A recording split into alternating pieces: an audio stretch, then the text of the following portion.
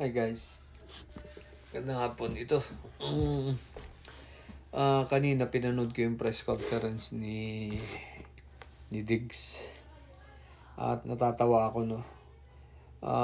Ngayon ko lang naintindihan kaya pala itong si Digong nung nagpa-practice pa siya ng law at prosecutor, walang naipanalong kaso, silang ni Panelo. Yung grupo na yan, ngayon ko lang naintindihan. Bulok pala talaga, mahina.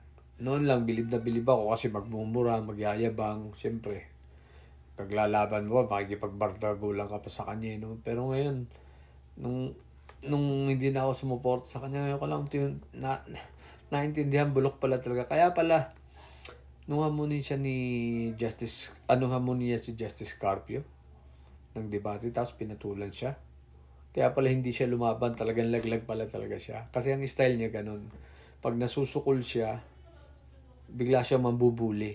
The same kanina sa press conference niya nung nasusukol siya sa mga tanong ng mga reporter, biglang nagagalit, tumataas ang boses para bang magbumura na naman. Anyway, sa press conference niya kanina, ito mo makikita na mahina rin pala talaga to si Digong. Para bang sa tema nung usapan sa takbo nung kanyang press conference, para bang umamin na rin lang siya na talaga may gentleman's agreement. Ang hindi maganda sa kanya, siguro part ng plano nila, orchestrated nga di ba? Binabato niya, sinisisi niya kay Bongbong Marcos yung pagkakalabas ng gentleman's agreement, parang ganun. Teka lang, anong kinalaman naman ni Pangulong Marcos nun? Bakit? Sino ba naglabas nun? Di ba si Roque? Kadaldala ni Roque. Tapos nagkataon, tinanong lang si Pangulong Bongbong ng mga reporter. Siyempre, sasagot lang ang Pangulong Bongbong. Totoo naman. Wala namang alam ang Pangulong Bongbong. Wala siya turnover. Kung siya talaga is marunong siya. Even sa pag-manage. Pag magte-turnover ka, presidente ka, siyempre, kasama sa iyong checklist, kung meron mga usapan ganyan, iti-turnover mo sa iyong successor. Di ba? Bilang incumbent at paalis, outgoing, para sa mga managers ng mga company, ako nung mag-resign, iti-turnover ko sa papalit sa akin. So, ganun din yan. No? Kailangan mo i-turnover, pero bugo talaga eh. Tapos alam mo pang nakakatawa.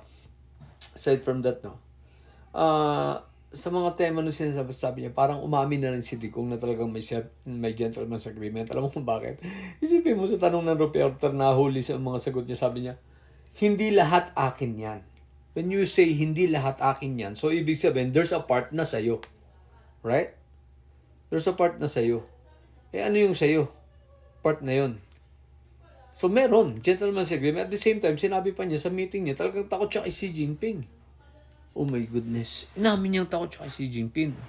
Tapos sa katatanong sa suma total, dapat daw ang gawin na lang ng Pilipinas kung talagang tutulong daw ang US, dapat hilahin na lang ng US yung Sierra Madre. At ayusin talaga kung i-repair. Kasi tinanong rin nasukol siya ron tinanong kung iniba-iba niya, dinivert niya yung sagot. Hindi niya masagot ng diretso kung bawal ba talaga magdala ng mga repair materials doon. Pero parang nadulas siya na parang sinabi niya, oo, bawal as is. Sinabi niya as is. So, pinabato niya sa panahon nila ng Pangulong Aquino na ibig sabihin, hindi raw nagdadala ng repair materials yung panahon ni Pinoy. Hey, hello! Nagdadala po ng repair materials. So, hindi lang nakapagdala ro nung panahon na niya. Parang ganon. So, as is daw. So, ibig sabihin, sinabi niya na oo, parang hindi dapat magdala ng repair materials. At alam mo, sa galit niya, ang ginawa niya, sabi niya, parang ano na naman galit-galitan na naman Yung style ni Digong, galit-galitan pag hindi niya masagot ang tama. Dapat daw ipahila na lang sa US yun. O kaya repair ng US at hilahin. Hello? Kundi pa naman, dito lumalabas na bugo. Si Digong, bakit? Ano ba purpose nun? Ng barko na yun doon? Hindi yun pinasadsad ron para sa walang purpose. Ang purpose nun is para yun yung ating maging landmark na atin ito.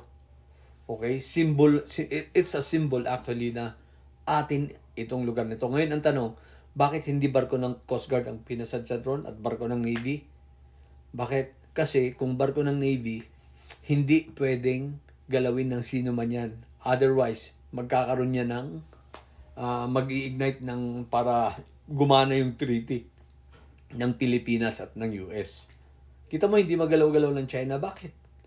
Kasi gagana eh. So, takot din ng China.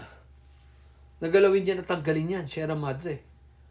Ang paraan para mawala yun doon is kusang masira, huwag i-repair. At yan ang gusto nila Digong. Yung sabi ni Harry Roque na hindi magdadala ng repair materials, ang laking kalokohan, di ba? Gusto nilang kusang mawasak yun doon para kusang mawala. Eh, dito ang tuwa ang China.